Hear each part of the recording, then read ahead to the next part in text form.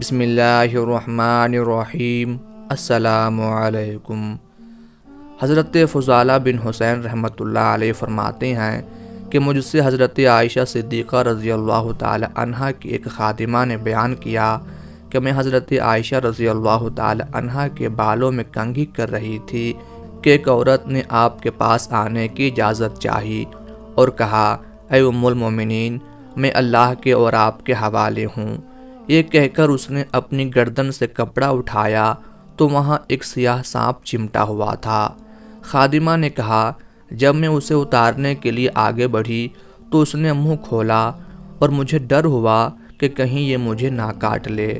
حضرت عائشہ رضی اللہ تعالی عنہا نے فرمایا، تو نے کیا کیا تھا؟ اس نے کہا، میرا شوہر کہیں چلا گیا تھا، میں نے اس کے جانے کے بعد زنا کیا اور بچہ پیدا ہونے کے بعد اسے قتل کر دیا۔ جب میں فلاں جگہ پہنچی تو یہ سانپ میری گردن سے چمٹ گیا۔ حضرت عبدالحمید بن محمود فرماتے ہیں، میں حضرت ابن عباس رضی اللہ تعالی عنہ کے پاس بیٹھا ہوا تھا کہ ایک شخص آیا اور ان سے کہنے لگا، ہم حج کرنے کے لیے آئے، جب ہم صفا پر پہنچے تو ہمارا ایک ساتھی فوت ہو گیا۔ ہم نے اس کے لیے قبر کھودی تو کیا دیکھتے ہیں کہ اس کے اندر سانپ بیٹھا ہوا ہے۔ پھر ہم نے دوسری قبر کھودی تو اس کے اندر بھی سانپ تھا۔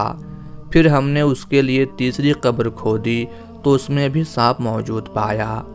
ہم نے اسے اس کی حالت پر چھوڑ دیا اور آپ سے یہ پوچھنے آئے ہیں کہ آپ اس بارے میں کیا کہتے ہیں؟ آپ رضی اللہ تعالی عنہ نے فرمایا، اس کی وجہ قرض ہے، وہ لوگوں کے ساتھ دھوکہ دہی کرتا تھا، جاؤ اس کو ان قبروں میں سے کسی میں دفن کر دو۔ اللہ کی قسم، اگر تم اس کے لیے ساری زمین میں بھی قبریں کھودو گے تو بھی ایسا ہی ہوگا۔ اس آدمی نے کہا، ہم نے اسے قبر میں ڈال دیا۔ جب ہم اپنے سفر سے واپس لوٹے تو ہم نے اس کی بیوی سے اس کے حالات پوچھے۔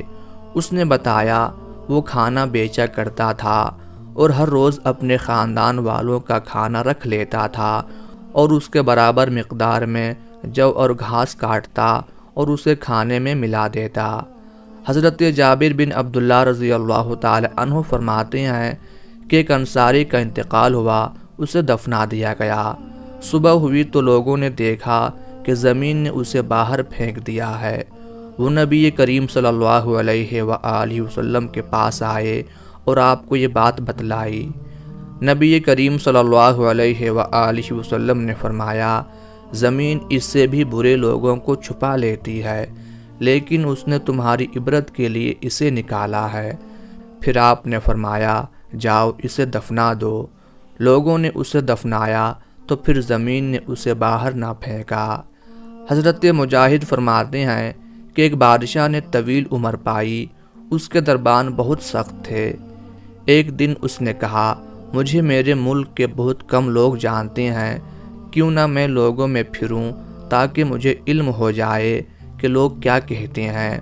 اس نے اپنے دربان سے کہا، میرے پاس کوئی نہ آئے اور لوگوں کو بتا دو کہ بادشاہ بیمار ہے۔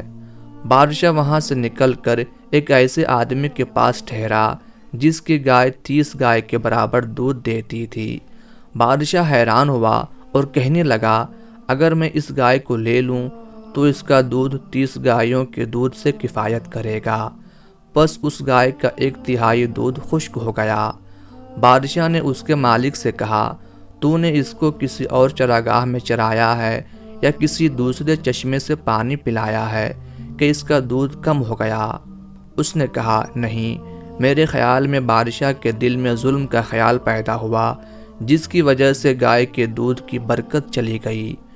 بادشاہ نے کہا، بادشاہ کو تیری کیا خبر؟ اس نے کہا، حق بات وہی ہے جو میں نے تجھے کہی ہے۔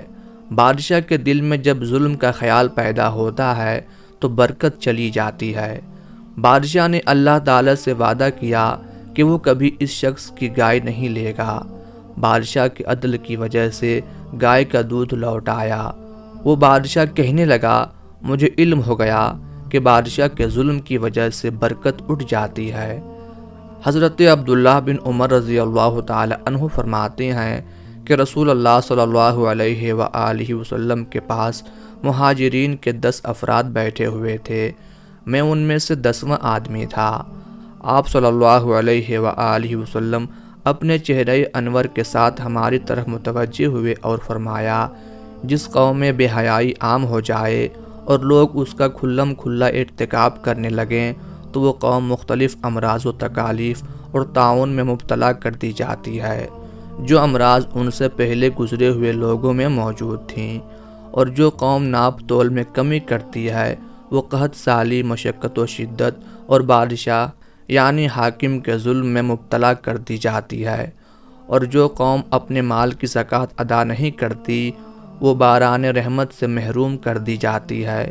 اگر جانور نہ ہوتے تو ان پر بارش ہی نہ برستی، اور جو قوم عہد شکنی کرتی ہے تو اللہ تعالیٰ ان پر ان کے غیر سے دشمن مسلط کر دیتا ہے، جو ان کے مال و متاع پر قابض ہو جاتے ہیں، اور جب لوگوں کے حکمران اللہ تعالیٰ کے نازل کردہ احکام و قوانین کے مطابق عمل نہیں کرتے اور قرآن مجید کے احکامات کو اہمیت اور ترجیح نہیں دیتے تو اللہ تعالیٰ ان کو آپس کے عذاب میں مبتلا کر دیتا ہے۔